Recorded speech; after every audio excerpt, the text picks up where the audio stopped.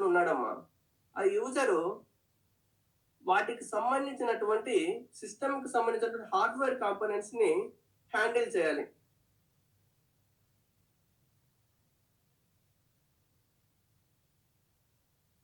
So, ఒక user ఉన్నాడు. ఆ యూజర్ ఏవైతే ఉన్నారో మన సిస్టమ్‌కి కావాల్సినటువంటి హార్డ్‌వేర్ కాంపోనెంట్స్‌ని హ్యాండిల్ చేసుకోవాలి. సో, హార్డ్‌వేర్ కాంపోనెంట్స్ అంటే మనకేమొస్తాయండి? సీపీయూ రావచ్చు, ఐఓ డివైజెస్ రావచ్చు, మెమరీ రావచ్చు. ఇలా డిఫరెంట్‌వన్నీ వస్తాయి. సో, యూజర్ అనే అతను ఈ హార్డ్‌వేర్ కాంపోనెంట్స్ ఏవైతే ఉన్నాయో వీటిని యాక్సెస్ చేసుకోవాలి.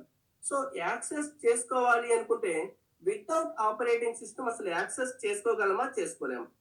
వితౌట్ ఆపరేటింగ్ సిస్టమ్ ఎలా యాక్సెస్ చేసుకోవచ్చు? Maybe some chance is there to accessing the IO devices without the operating system. అది ఎలా జరుగుతుంది ఏంటంటే ఫర్ సపోజ్ నేను ఒక ఎగ్జాంపుల్ చెప్తానమ్మా. ఫర్ సపోజ్ మనకు ఒక ఫ్యాన్ ఉంది అనుకున్నాం. మనం నార్మల్గా యూజ్ చేసేటటువంటి ఫ్యాన్ ఉంది. ఆ ఫ్యాన్ మనకి రన్ అవ్వాలి ఆర్ తిరగాలనుకున్నాం అనుకోండి, మనం ఏం చేస్తాం? నార్మల్ గా ఒక స్విచ్ ని ఆన్ చేస్తాం.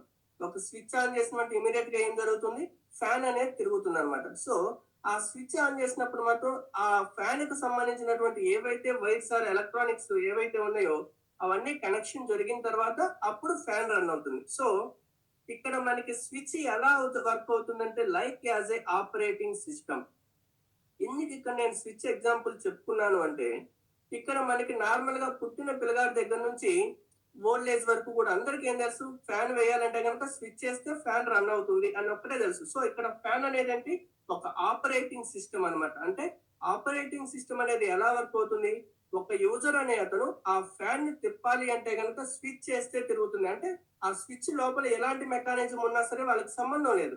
జస్ట్ ఏం జరుగుతుంది? ఆ స్విచ్ చేస్తే ఫ్యాన్ రన్ అవుతుంది. సో ఆపరేటింగ్ సిస్టమ్ కూడా అలాగనే ఏవైతే హార్డ్వేర్ కాంపోనెంట్స్ యూజ్ చేయాలనుకున్నామో ఆ హార్డ్వేర్ కాంపోనెంట్స్ డైరెక్ట్ గా యూజ్ చేయొచ్చు.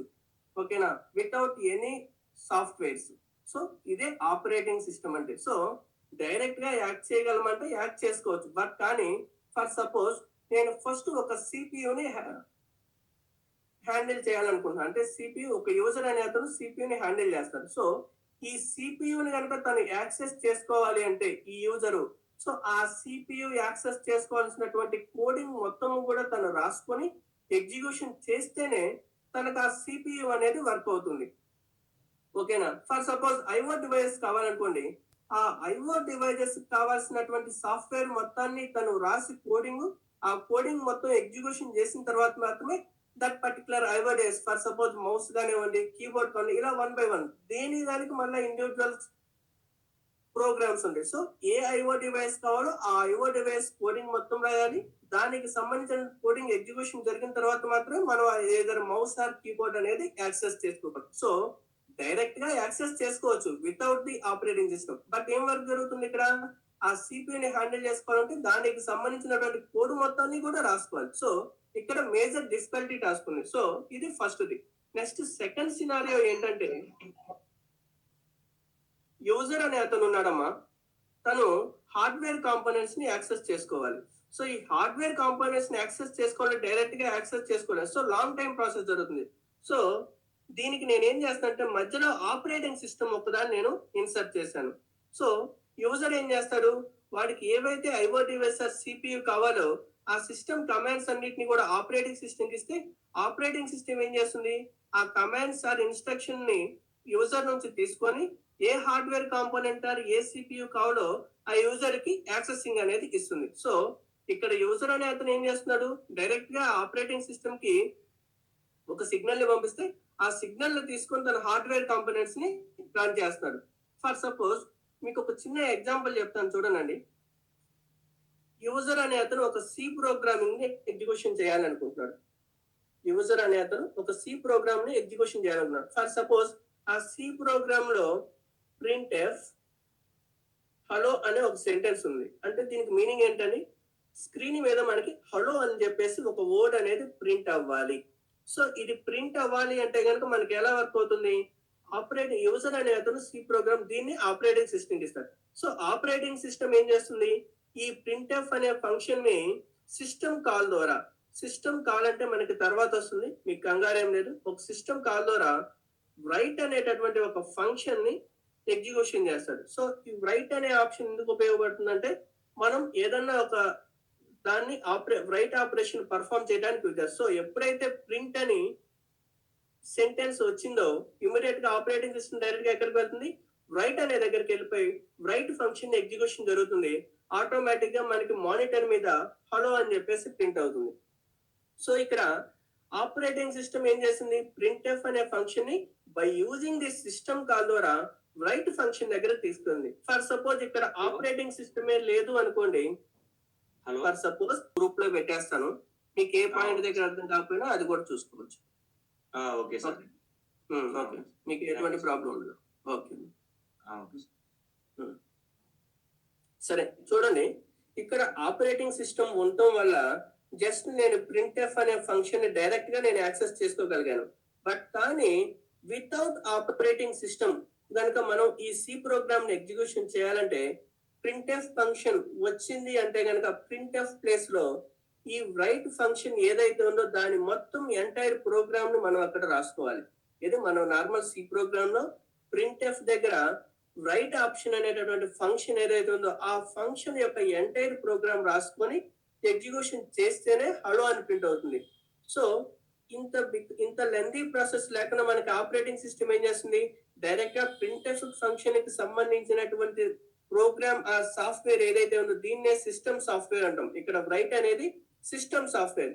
సో ఈ రైట్ ఫంక్షన్ డైరెక్ట్ ఇమీడియట్ గా ఏం చేస్తుంది, ఓఎస్ ప్రింట్ఎఫ్ రాగానే రైట్ ఫంక్షన్ దగ్గరికి సిస్టమ్ కాల్ వెళ్తుంది, దాంట్లో ఉన్నటువంటి సెంటెన్సెస్ మొత్తం ఎగ్జిక్యూషన్ జరుగుతుంది, ఇమీడియట్ గా మనకి స్క్రీన్ మీద హలో అని చెప్పేసి డిస్ప్లే అవుతుంది. సో ఆపరేటింగ్ సిస్టమ్ ఈజీనెస్ అనేది ఆర్ ఇంటర్ఫేస్ అనేది ఎలా వర్క్ అవుతుందో చూసాం కదండి. సో ఇది ఆపరేటింగ్ సిస్టమ్ ఇంటర్ఫేస్ గా ఎలా వర్కౌట్ అవుతుంది ఏంటి. So operating system is it act as an interface between the user and hardware components. ఓకేనా, ఇంతవరకు ఓకే కదండి. సో నెక్స్ట్ టాపిక్ వచ్చేసి ఆపరేటింగ్ సిస్టమ్ చేసేటటువంటి basic functionalities or services. Basic functionalities or services అనే అనొచ్చు. సో ఆపరేటింగ్ సిస్టమ్ వచ్చేసేటువంటి services ఏంటి, అసలు అవి ఏమేమి చేస్తుంది వర్క్ అంటే, మేజర్ గా ఆపరేటింగ్ సిస్టమ్ చేసేటువంటి సర్వీసెస్ లో ఫస్ట్ వన్ వచ్చేసి రీసోర్స్ మేనేజర్. ఫస్ట్ వన్ వచ్చేసి resource manager. So resource manager అంటే ఏం లేదు, మనం ఏదన్నా సరే ఒక ప్రోగ్రామ్ ని కనుక ఎగ్జిక్యూషన్ కి ఇచ్చాము అంటే ఆ ప్రోగ్రామ్ కి సంబంధించినటువంటి అన్ని రకమైనటువంటి సాఫ్ట్వేర్స్ అన్నిటిని కూడా తనకి రీసోర్సెస్ అనేవి ప్రొవైడ్ చేస్తుంది. సో వాటిలో మేజర్ గా వచ్చేసి